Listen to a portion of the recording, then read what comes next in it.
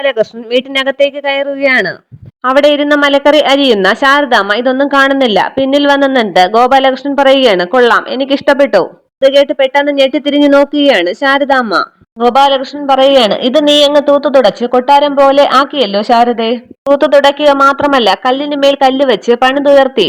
ഉമ്മായത്തിനൊപ്പം കണ്ണുനീര് ചേർത്ത് കെട്ടിപ്പൊക്കി. കൂടെ ആരും ഉണ്ടായിരുന്നില്ല, പറക്കമറ്റാത്ത 3 കുഞ്ഞുങ്ങൾ ഒഴികെ. ശാരദ ചോദിക്കുകയാണ്, എന്തിനാണാവോ ഈ വരവ്? തമ്പുരാട്ടി ഈ കൊട്ടാരമങ്ങ് ഒഴിഞ്ഞു പോകണം എന്ന് പറയാൻ. കൂടെ ആ 3 ജന്തുക്കളെയും കെട്ടിയെടുത്തോളണം. എന്തിനാണാവോ? കാരണം അറിഞ്ഞേ തീരുമെന്നുണ്ടോ? ശാരദ പറയുകയാണ്, അറിയണം, പറഞ്ഞല്ലോ. ഈ ശാരദയുടെയും മക്കളുടെയും കണ്ണുനീരും വിയർപ്പും ചേർത്ത് കെട്ടിപ്പൊക്കിയതാണ് ഈ വീടും ചായക്കടയും ഒക്കെ.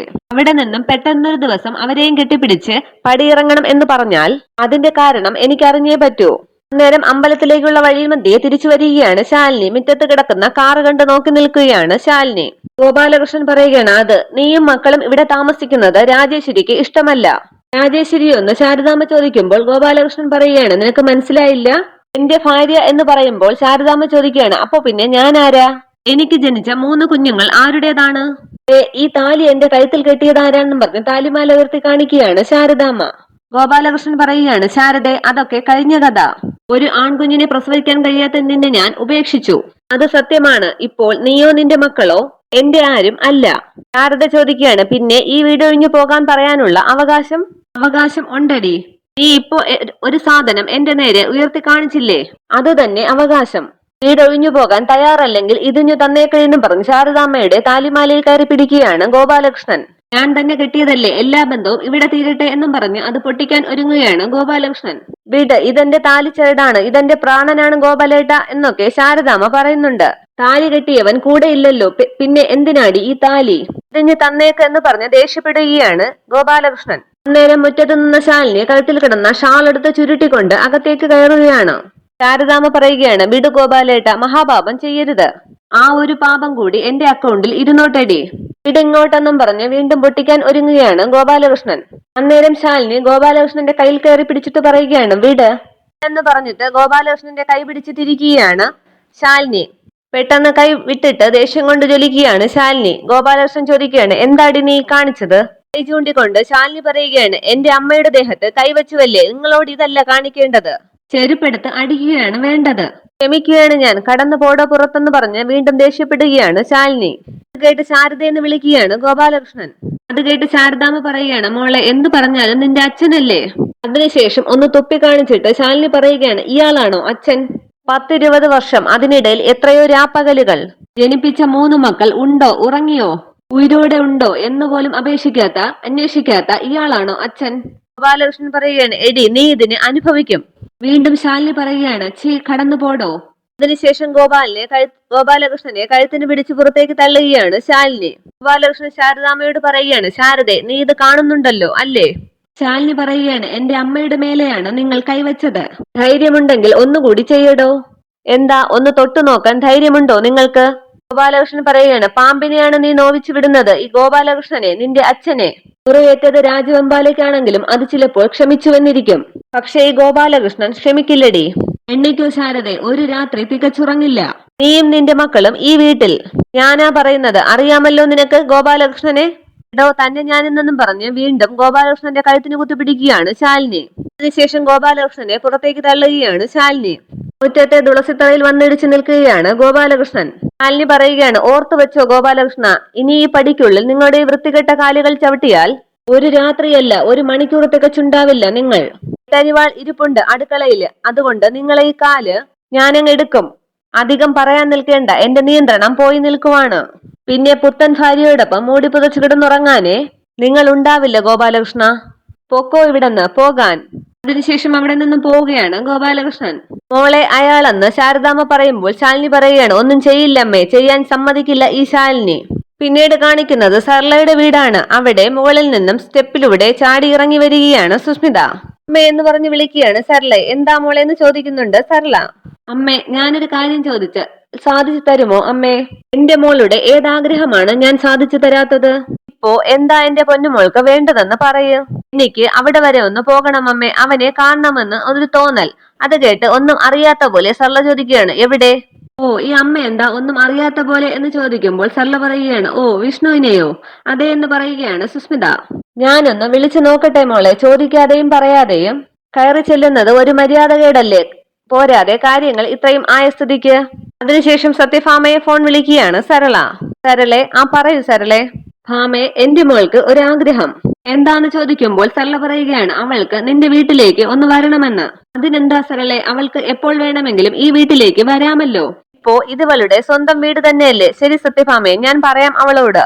പെട്ടെന്ന് വരാൻ പറ അവളോടൊന്ന് പറയുകയാണ് സത്യഭാമ. എന്തായി അമ്മേന്ന് സുസ്മിത ചോദിക്കുമ്പോൾ സരള പറയുകയാണ്, നോ ചാൻസ് മോളെ. കല്യാണം തീരുമാനിച്ച സ്ഥിതിക്ക് നീ ഇനി കെട്ടുതാലുമായി കയറി ചെന്നാൽ മതി എന്നാണ് സത്യഭാമ പറയുന്നത്. ഇല്ലെങ്കിൽ നാട്ടുകാരെന്ത് പറയുമെന്ന് ചോദിക്കുന്നു. അത് കേട്ട് സുസ്മിതയുടെ മുഖം മങ്ങുകയാണ്. ഇത് കണ്ട് സരള പറയുകയാണ്, അതെ, സരളയുടെ മോളായതുകൊണ്ട് നിനക്കൊരു കൺസെഷൻ ഉണ്ട്. ഏത് നേരത്തും നട്ടുച്ചയ്ക്കോ പാതിരാത്രിക്കോ നിനക്കവിടെ കയറി ചെല്ലാം. ഏത് മുറിയിലും കയറി ഇറങ്ങാം. നാട്ടുനടപ്പ് എന്റെ മോൾക്ക് ബാധകമല്ല. ഇത് കേട്ട് വളരെയധികം സന്തോഷത്തോടു കൂടി സരളയെ ചെന്ന് കെട്ടിപ്പിടിക്കുകയാണ് സുസ്മിത. ഈ അമ്മയുടെ ഒരു കാര്യം എന്ന് പറഞ്ഞ് സരളയെ വട്ടം കറക്കുകയാണ് സുസ്മിത.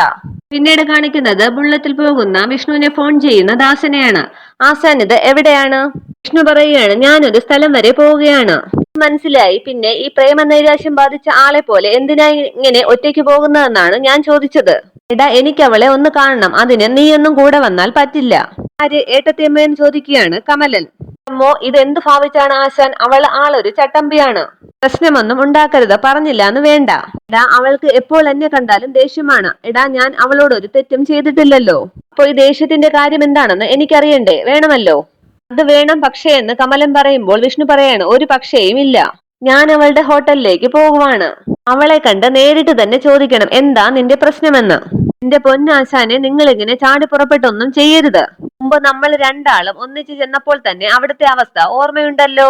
അവർ ചാൻസി റാണിയും ഉണ്ണിയാർച്ചയും കൂടി മിക്സ് ചെയ്ത ഒരു ഐറ്റമാണ്.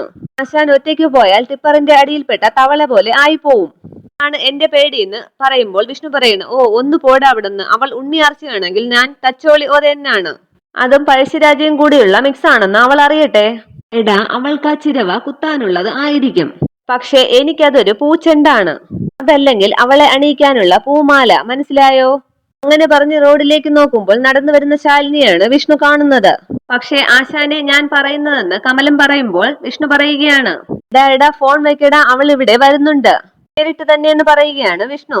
ആര്? ഏട്ടത്തിയമ്മയോ? ആ, അവള് തന്നെ, എന്റെ ഉണ്ണിയാർച്ച തമ്പുരാട്ടി. ആശാനെ, അതെന്ന് കമലം പറയുമ്പോൾ പെട്ടെന്ന് ഫോൺ കട്ട് ചെയ്യുകയാണ് വിഷ്ണു. കമലൻ പറയുകയാണ്, ഫോണും കട്ടാക്കി. അവിടെ ഇനിയിപ്പോ എന്ത് സംഭവിക്കുമോ എന്തോ. സൈഡ് ഒതുക്കിയ വിഷ്ണു വണ്ടി വെച്ചിട്ട് അവിടെ നിന്നും ശാലിനിയുടെ പുറകെ ഇറങ്ങുകയാണ്. എന്നാൽ അന്നേരം റോഡിലൂടെ വിഷ്ണുവിനെതിരെ ഒരു പൂച്ചട്ടിയുമായി വരികയാണ് സുസ്മിത. രണ്ടുപേരും നോക്കാതെ നടക്കുമ്പോൾ ശാലിനിയെ ലക്ഷ്യം വെച്ചു പോകുന്ന വിഷ്ണു സുസ്മിതയെ കാണുന്നില്ല. സുസ്മിത ചെന്ന് വിഷ്ണുവിനെ ഇടിക്കുകയാണ്. ഇടികൊണ്ട് വീഴാൻ പോകുന്ന സുസ്മിതയെ പെട്ടെന്ന് പിടിക്കുകയാണ് വിഷ്ണു. തന്റെ കൈകളിലേക്ക് വീഴുന്ന സുസ്മിതയെ പെട്ടെന്ന് ശാലിനിയായിട്ടാണ് വിഷ്ണു കാണുന്നത്. പെട്ടെന്ന് തിരിഞ്ഞു നോക്കുന്ന ശാലിനി അത് കണ്ടിട്ട് എന്താ ഇതെന്ന് ചോദിക്കുകയാണ്. പെട്ടെന്ന് വിഷ്ണു സുസ്മിതയെ വിടുകയാണ്. അവരുടെ അടുത്തേക്ക് എത്തുകയാണ് ശാലിനി. ശാലിനി ചോദിക്കുകയാണ്, ഹലോ മിസ്റ്റർ, എന്തായി കാണിക്കുന്നത്? താനൊന്നും ഒരൊറ്റ പെൺകുട്ടിയെയും വെറുതെ വിടില്ല അല്ലേ? മുൻപൊക്കെ പെൺകുട്ടികൾക്ക് രാത്രിയിലെ പുറത്തിറങ്ങി നടക്കാൻ ബുദ്ധിമുട്ടുണ്ടായിരുന്നുള്ളൂ. ഇതിപ്പോ പട്ടാപ്പകല് കയറി പിടിക്കാൻ തുടങ്ങിയോ?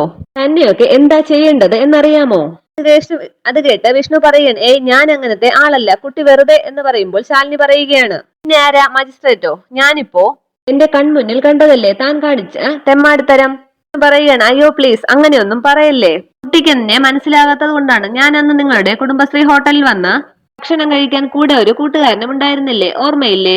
ശാലിനി ചോദിക്കുകയാണ്, ഹോട്ടലിൽ നിന്ന് ഭക്ഷണം കഴിക്കാൻ വന്നു എന്ന് കരുതി 100 കണക്കിന് ആൾക്കാർ ദിവസവും ഭക്ഷണം കഴിക്കാൻ വരുന്നുണ്ട് അവിടെ. അവരുടെ ഒന്നും സ്വഭാവ സർട്ടിഫിക്കറ്റ് നോക്കിയിട്ടല്ല ഞങ്ങള് വിളമ്പി കൊടുക്കുന്നത്.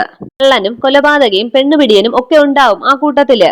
കൈ നനച്ച് വയറു നിറച്ച് ഇലയും എടുത്ത് മര്യാദയ്ക്ക് കാശ് തന്നിട്ട് പോയില്ല എന്നുണ്ടെങ്കിലേ ശാലിനിയുടെ തനി സ്വഭാവം എന്താണെന്ന് അറിയും അവര്. ഇത്ര തന്നെ എന്ന് പറയുമ്പോൾ വിഷ്ണു പറയുകയാണ്, അതെനിക്കറിയാമല്ലോ. പക്ഷെ എന്നെ ഓർമ്മയില്ലേ? ഞാനെന്ന് പോലീസ് സ്റ്റേഷനിൽ വെച്ച് ബുള്ളറ്റ് ബൈക്ക് ഓർക്കുന്നില്ലേ? അപ്പോ ശാലിനി ചോദിക്കുകയാണ്, അപ്പോ ആ ബുള്ളറ്റ് മോഷ്ടിച്ച് വഴിയിൽ കൊണ്ടുവച്ചിരുന്നത് താനായിരുന്നു അല്ലേ? പക്കാ ക്രിമിനൽ തന്നെയാ അപ്പോ താൻ. കേട്ട് ഒന്നും മനസ്സിലാവാതെ അവിടെ തന്നെ നിൽക്കുകയാണ് സുസ്മിത. ശാലിനി പറയാണ്, വാ നടക്ക് പോലീസ് സ്റ്റേഷനിലേക്ക്. ഹരാസ്മെന്റ് ഓഫ് വിമൻ പബ്ലിക്കേറ്റ്സ് ഇതിന്റെയൊക്കെ അർത്ഥം എന്താണെന്നും ശിക്ഷ എന്താണെന്നും വ്യക്തമായിട്ട് പറഞ്ഞു തരാം ഞാൻ. ഇത് കേട്ട് സുസ്മിത പറയുകയാണ്, പോലീസ് സ്റ്റേഷൻ ഒന്നും വേണ്ട, എനിക്കിതിൽ കംപ്ലൈന്റ് ഒന്നും ഇല്ല. ശാലിനി പറയാണ്, ഏയ് നിങ്ങളൊന്നും മിണ്ടാതിരിക്കുക, ഇതുപോലെയുള്ളവരെ ഒന്നും വെറുതെ വിട്ടൂടാ നമ്മൾ, അതവർക്കൊരു പ്രോത്സാഹനം ആകും. പിന്നെ പോലീസ് എന്ന് പറഞ്ഞാൽ കുട്ടി പേടിക്കുകയൊന്നും വേണ്ട. സ്ത്രീകളെയും കുട്ടികളെയും സഹായിക്കുന്നവരാണ് ഇവിടത്തെ പോലീസുകാര്. ഇനി അവരത് ചെയ്തില്ല എന്നുണ്ടെങ്കിൽ ഇവിടെ വേറെ നിയമവും സംവിധാനവും ഒക്കെയുണ്ട്, നമുക്കത് നോക്കാം. നേരം അയ്യോ എന്ന് പറയുകയാണ് വിഷ്ണു. സുസ്മിത പറയുകയാണ്, നോ നോ, ഇയാളെ ശിക്ഷിക്കാൻ ഇതിപ്പോ നിയമമൊന്നും വേണ്ട എനിക്ക്. ഇയാൾക്ക് എന്നെ പൊതുസ്ഥലത്ത് വെച്ച് കെട്ടിപ്പിടിക്കാനുള്ള അവകാശമുണ്ട്. ഇത് കേട്ട് അന്തം വിട്ട് എന്ന് ചോദിക്കുകയാണ് വിഷ്ണു. സുസ്മിത പറയുകയാണ്, വേണമെന്ന് തോന്നിയാൽ ഒന്നുമ്മ വയ്ക്കാം, എന്ത് വേണമെങ്കിലും ചെയ്യാം, ലൈസൻസ് മുൻപേ കൊടുത്തു കഴിഞ്ഞതാണ്. ഇത് കേട്ട് ഒന്നും മനസ്സിലാകാതെ പരസ്പരം നോക്കുകയാണ് ശാലിനിയും വിഷ്ണുവും. സുസ്മിത പറയാണ്, ഇയാളാണ് എന്നെ കല്യാണം കഴിക്കാൻ പോകുന്ന പയ്യൻ വിഷ്ണു. അത് കേട്ട് ശാലിനി പറയാണ്, അങ്ങനെയാണോ, അത് ഞാൻ അറിഞ്ഞില്ല. ഇത് കേട്ട് വിഷ്ണു പറയാണ്, ഇത് ചുമ്മാ പറയുകയാണ്, എനിക്ക് ഈ കുട്ടിയെ പരിചയമൊന്നും ഇല്ല, ഞാൻ തന്നെ ഈ കൊച്ചിനെ ആദ്യമായിട്ടാണ് ഇപ്പോ കാണുന്നത്. സുസ്മിത പറയാണ്, കളിതമാശ വേണ്ട വിഷ്ണുട്ടാ, ഇന്നത്തേക്ക് ആവശ്യമുള്ളതായി, നമുക്ക് വീട്ടിൽ പോകാമെന്നും പറഞ്ഞ് വിഷ്ണുവിന്റെ കൈയും പിടിച്ച് മുന്നോട്ട് നടക്കുകയാണ് സുസ്മിത. കൈന്ന് വിടുവെച്ച് എന്നൊക്കെ വിഷ്ണു പറയുന്നുണ്ട്. ഇത് എങ്ങോട്ടാന്ന് ചോദിക്കുമ്പോൾ വീട്ടിലേക്കെന്ന് സുസ്മിത പറയുന്നുണ്ട്. പോകുന്ന അവരെ തന്നെ നോക്കി നിൽക്കുകയാണ് ശാലിനി. ഇത്രയുമാണ് ഇന്നത്തെ എപ്പിസോഡ് വിശേഷങ്ങൾ. Okay, thank you.